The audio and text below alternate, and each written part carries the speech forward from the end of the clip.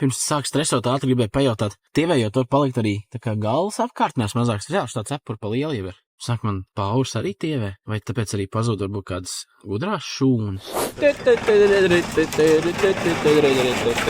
Te gan jau ir aptuveni tik daudz alkohola, cik es viņu būtu izdzēris, ja es viņu lietot.